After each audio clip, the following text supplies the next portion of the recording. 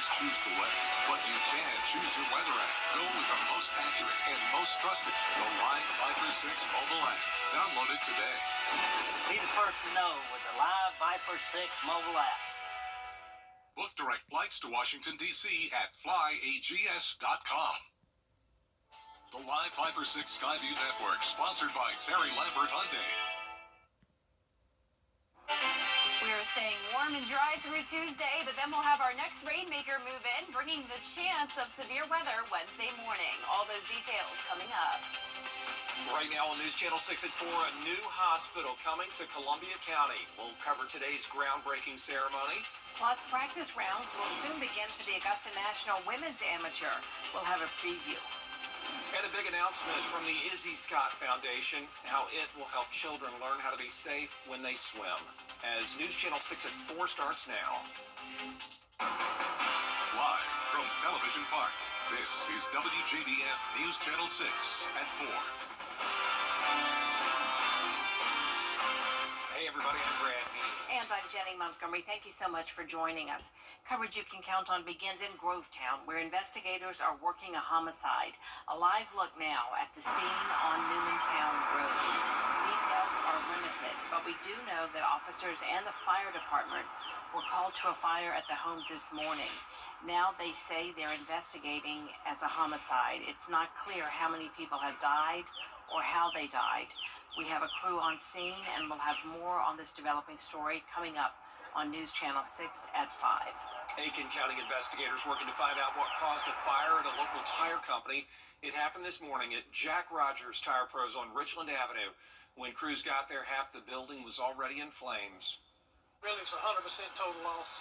I've got service trucks that got burned up. I got a couple of customers' cars that got messed up, and I just feel bad for my customers that their vehicles are inside my building and parked up front. They got some heat damage, but I got one customer's car was total loss. Well, I tell you what, sad day at Jack Rogers Tire, an institution in Aiken. It is time now for us to take a first check of the weather. And for that, we want to welcome back our meteorologist, Jenna Petracci. Jenna. Well, guys, we sure did have a beautiful Easter weekend, but we have traded out the sunshine for some cloud cover. Actually looks like it could storm here on our Terry Lambert Hyundai Skyview cam at the airport, but I can promise you that's not the case. No rain headed our way today or for most of your Tuesday. Definitely just looks stormy outside. Winds are also breezy. You can see our flag is blowing.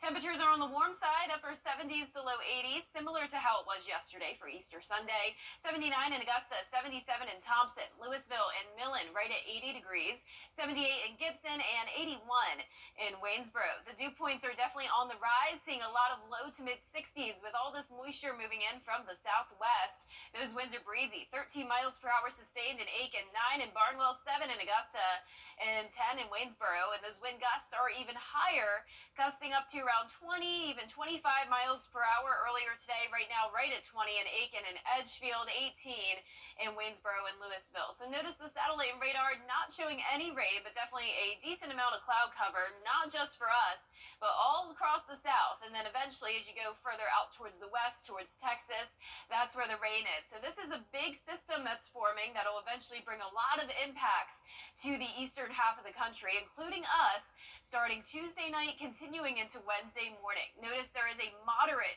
risk of severe weather for parts of Ohio. That's a pretty high chance there. Now, for our neck of the woods, more so just a slight risk or marginal risk, so that's much lower on the scale, but of course we'll still be watching this very closely.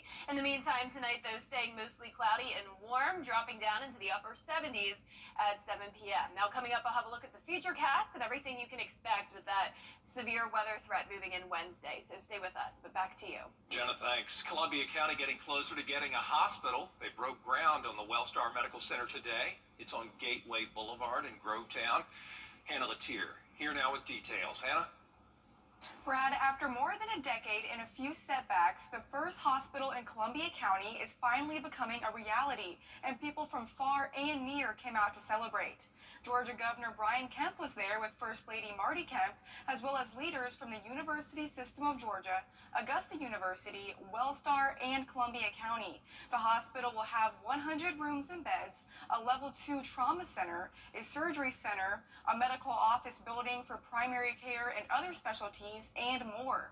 It will provide more access to health care for people living in rural parts of the county and surrounding areas, and will serve as a training site for MCG and AU students in the medical field.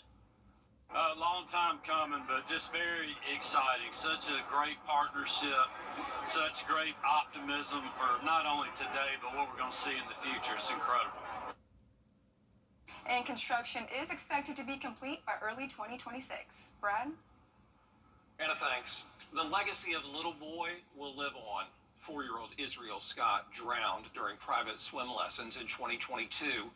Today, his parents teamed up with a local nonprofit.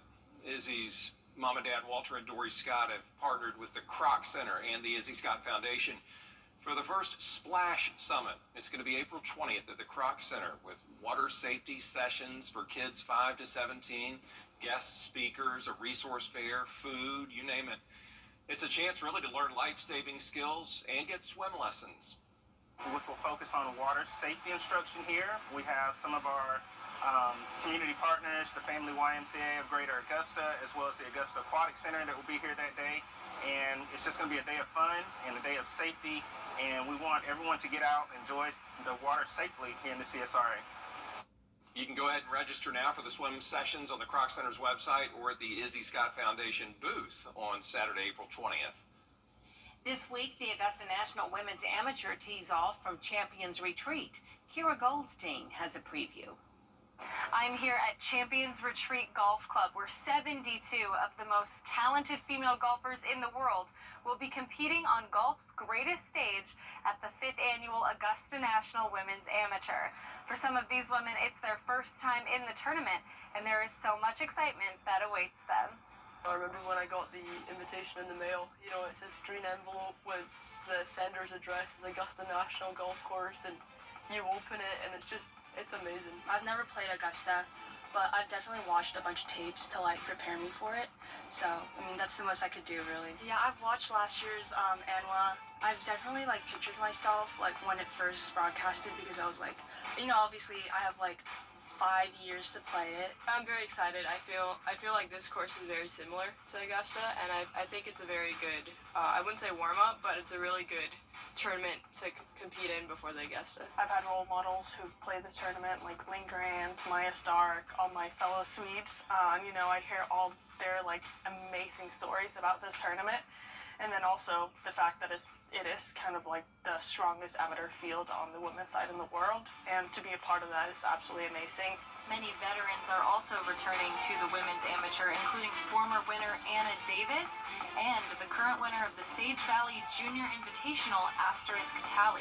They say they're excited to get back out on the course with some of the best golfers in the world. I feel very honored to say, but it's my 3rd year going, so I think the first year that I went, you know, it was almost unbelievable that I was actually going. There's so many kids just from like all around the world, and it's truly just like the biggest tournament like ever. The women in this tournament work so hard to grow the game of golf and inspire the next generation. They say they hope to play at the next level. I have definitely a strong vision that I want to compete on the highest level of golf. I want to win out there on tour. But it's also a big part of inspiring younger girls, younger boys to, you know, pursue their dreams and to do what they love and, you know, go full-hearted. It's always nice when you see little girls, you know, hopefully this can be them one day. Patrons of this tournament get to watch the most talented golfers play on not one course, but 2. You know, I think now I'm kind of able to appreciate the tournament a little bit more because I've done it a few more times, and there is no feeling like it, and the way that they kind of organize the event and make you feel throughout the event is amazing. Can't forget about the fact that it is at Augusta National, which is kind of like one of the biggest like places on earth for golf. I mean, I'm so extremely excited to be there and to get there. Our live coverage of the tournament begins on Tuesday at noon, and we will have continuous updates at WJBF.com. At Champions Retreat, Kira Goldstein, WJBF News Channel 6. And happening today, the third annual Play It Forward Golf Clinic at First Tee of Augusta. The clinic is made possible through a partnership with Bank of America, the Boys and Girls Clubs of Greater Augusta, and the Augusta National Women's Amateur. ANWA players sponsor a clinic to inspire members of the Boys and Girls Club to play golf. This is the third year for the event. We'll have a full report tonight on News Channel 6 at 10 and 11. A new traffic signal we've been telling you about for Masters traffic is now operational on Washington Road. That new light is at the intersection of Washington and River Ridge, right across from one of the tournament parking areas. The new crosswalk is on the west side of the intersection, which has drivers saying it could make it tough to take a right-hand turn out of there when the area is crowded with patrons. Is the crosswalk on the wrong side? Yeah, it looks like it might be. I'm not sure, so I guess we can't turn right if they're walking, right? So guess we're gonna have to wait. We'll see. The city workers say putting the crosswalk on the west side of the intersection was safer than any other place to put it, and they say a deputy's gonna be there at the intersection during tournament play. A new development could be coming to North Augusta's Riverside Village. The city working with developers to buy land and build apartments and retail spaces. A new parking agreement would secure extra parking. There's a public hearing tonight at 6 at the municipal building to talk about this. A new chicken salad chick restaurant is getting ready to open in Aiken, and this week on Jenny, we'll tempt you with some delicious samples in studio. In a segment perfect for lunch, find out what makes chicken salad chick so unique and how it started with door-to-door sales as a newly divorced mom's way to support her family. You'll also hear about an exciting new partnership with the Augusta Green Jackets. We are partnering with them where we're going to be selling our pimento cheese in their stadium throughout all their baseball games this year. We love the Green Jackets and love partnering with them, and even, because they have their alternate identity where they're the Augusta pimento cheese. And that's a perfect way to blend it together. So you might see me, if you go to the game out there, you might see me sporting the pimento cheese logo hat on the hat. So find out about the fantastic opening week specials at the Aiken Chicken Salad Chick, plus how your student can apply for the Ryan Clark Scholarship, and honoring Gold Star families at Augusta University. It's all coming up tomorrow at 12:30 on Jenny. Coming up next, why the United States is no longer using racially biased testing for kidney transplants. Plus, researchers have found a new protein that they hope will be useful to detect pancreatic cancer earlier. And warm and cloudy once again tomorrow. We do have a cold front approaching, which will bring the chance of severe storms Wednesday morning, followed by a big cool down Thursday with sunshine coming back. All those details coming up. Hi, EJ. Buy 100% online at StokesHodgesKia.com. The CSRA's favorite news app is now even better with easier access to local news, weather, and streaming video. Download the News Channel 6 mobile app, powered by the Eichholz Law Firm and Georgia Farm Bureau. Meteorologist John Lynn, weather coverage you can count on. A racially biased test delayed black patients from getting a kidney transplant, and now more than 14,000 are part of a move to make amends. The U.S. transplant system ordered hospitals to stop using a test that made black patients' kidneys appear healthier than they really were. Next, hospitals had to dig through years-old records to determine which patients should have been put on the transplant list sooner and give them credit for lost time. Formulas embedded in treatment guidelines, risk calculators, and other medical devices and decisions put people of color at a disadvantage. This is a great example of the fact that actually health inequities are completely avoidable, they're unjust, and they're remediable as well. The impact is massive, and my hope is that we'll learn from this process such that new algorithms that are being generated are using race in a way that advances health equity instead of normalizing and assuming racial differences in health outcomes. Black Americans are 3 times more likely than whites to experience kidney failure. Of the nearly 89,000 people currently on a waiting list for a new kidney, 30% are black. Researchers at the University of South Alabama have identified a protein that could be a real game changer when it comes to early detection of pancreatic cancer. Aubrey Spears has more on this new medical discovery. According to the National Cancer Institute, pancreatic cancer is often difficult to detect. This is because in most cases there are no symptoms, or they mimic those of other illnesses. For right now, there is no method to diagnose pancreatic cancer early. There is nothing exists. Now researchers at the Mitchell Cancer Institute may have found a solution in the mitochondria, which is found in every cell. We all know that mitochondria is the powerhouse of the cell. It makes 90% of the cellular energy. Other than that, it performs a lot of other functions which are critical for the cells. In order to carry out those functions, the mitochondria host 1,500 proteins that travel into the mitochondria through the protein import system. That's where the protein TOM22 acts as a door. What researchers have discovered is that in pancreatic cancer patients, the TOM22 door remains open all the time, allowing the cancer to progress. And once we block that door biologically, cancer cells do not survive, they become stressed. The research is based on studying tissue samples from pancreatic cancer patients. They take the samples and stain them with the TOM22 antibody. And when we stain them, we found that the TOM22 is highly expressed in the cancer cell and the precancer cells, not in the normal. So that's give you the first idea that that could be a good biomarker. Dasgupta says pancreatic cancer needs TOM22 to progress because when you block the protein, the cancer cannot grow. He says knowing this can be useful for diagnosis as well as the development for a therapeutic target. We can take TOM22 and make an inhibitor and try in patients. Doctors also say labs are continuing to take tests and study this, trying to get more tissue samples and really look at the impact that TOM22 has on pancreatic cancer tissue. We'll be right back. Weather headlines on WJBF News Channel 6. Brought to you by Hickson Roofing. If your roof needs fixing, call Mr. Hickson. Hungry for a big night? Checkers. Any two? Just $4. Let's go. And try new Buford Bites. Our big Buford in snackable bites. Checkers. That's how we roll. My dad was a farmer, and when I saw him on a horse, the guy was bigger than life. One of the things that he had a hard time doing was showing the emotion. Maybe it was because the way he was raised, or believing that men provide and they don't struggle. But we all struggle. I want to show emotion to my kids. I want them to know when I'm happy. I want them to know when I'm sad. And I want them to see me working through things.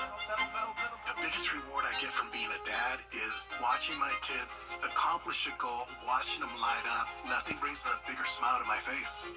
So I make my kids a priority. Whether it's hitting a baseball, a dance rehearsal, you name it, I'm there. They're going to remember that they grew up loved.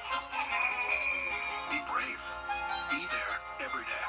And allow your kids to know that it's okay to struggle. That even dad doesn't know the answer sometimes, but we're going to figure it out together. Forget the weather. You need to see the whole picture. That's why Live Viper 6 gives you the Skyview Network.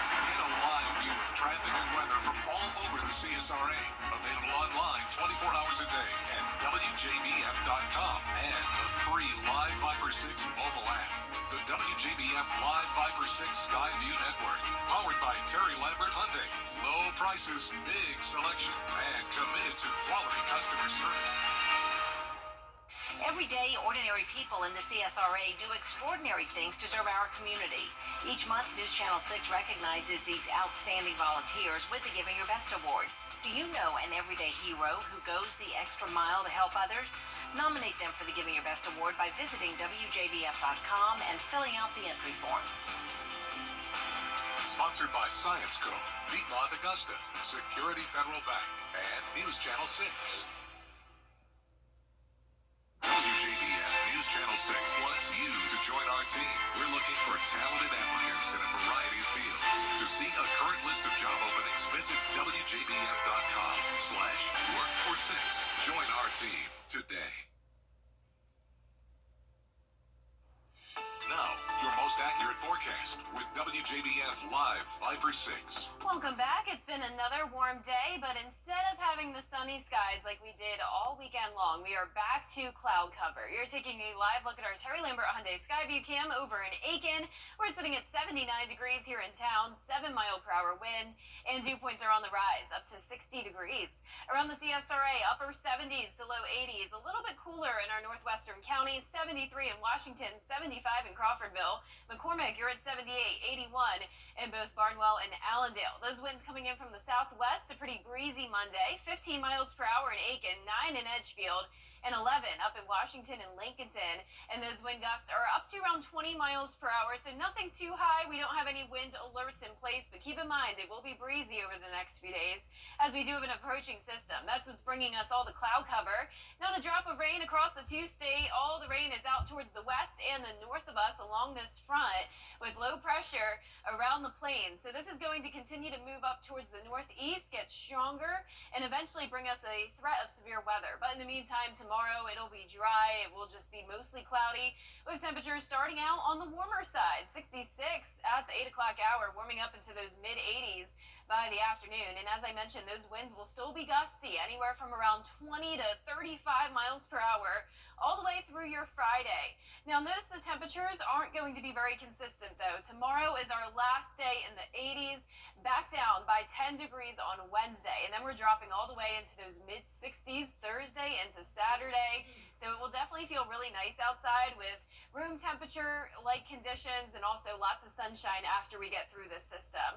Low temperatures are taking a big dip from the mid-60s to low 40s on Thursday morning, and then eventually into the upper 30s all the way into the weekend. So winter's still trying to hang around for now. It's a pretty cold air mass that'll be moving in behind this cold front, but in the meantime, a very stormy setup across a lot of portions of the country. Notice by Tuesday for us though, we will just be cloudy. All of the activity happening up towards the Great Lakes region as that low pressure gets stronger, and it's going to be this cold front that trails along that low pressure system, bringing us the chance of severe weather Tuesday night into Wednesday morning. Now the good news is that this front, as usual, will lose a lot of its intensity as it moves through the CSRA. When you see this purple line here, that's a sign of weakening, so that's what we like to see. And that low pressure well to the north of us, so far removed from our area. When this happens, typically we have some pretty weak fronts that move through, but nonetheless the chance of severe weather is still there. So let's look closer to home now. It's midnight going into your Wednesday morning. Just a few showers, cloudy skies. Then around 6 o'clock in the morning, that's when we could see some strong cells move through. I don't think this will be a widespread severe weather event, but it's possible some of these cells could contain some damaging wind gusts, and the threat of an isolated tornado is there, but the chance is low. Then by noontime on Wednesday, we'll actually start to see some sun again, and the rest of your Wednesday will be dry. The main chance of severe weather is definitely around the Ohio Valley, enhanced risk for northwestern Georgia. For us, a slight risk and marginal risk. Definitely a higher threat of severe weather here for some of our northern and western counties. As for the rainfall totals, not impressive at all. So I'm not concerned about flooding, as most of us will be under half an inch. Lows tonight will be in the low to mid 60s, highs tomorrow in the low to mid 80s. And the 10-day forecast showing the chance of storms Tuesday night into Wednesday morning. After that, we are back to nice sunny skies and also the big cool down. Highs going into the mid 60s, lows in the upper 30s. Thank you, Jenna. Coming up, a new proposal for the moon. What a federal agency wants to do in the next 10 years. Were you or someone in your family injured in an accident involving a big truck? Chances are, while you were at the hospital, the insurance company was already on the scene, with lawyers and crash experts trying to build a case against you. You need a skilled legal team on your side, and you need it immediately. I'm Austin Jackson. My law firm has experience, resources, and experts of our own to get you the results you deserve. Injured? Call Austin Jackson, the Augusta guy. 706-724-7224. I was a quarterback. A federal research agency now looking into the possibility of putting a railroad on the moon. The mission of the 10-year study is to find technologies that will start a self-perpetuating lunar economy. The group says the railroad could transport human supplies and resources for commercial ventures. Interesting. Wow. Yeah, we'll see. There is more coverage you can count on coming up at 4:30. Including more time added to Alec Verdict's prison sentence, what he pleaded guilty to, and how much longer he'll stay in jail.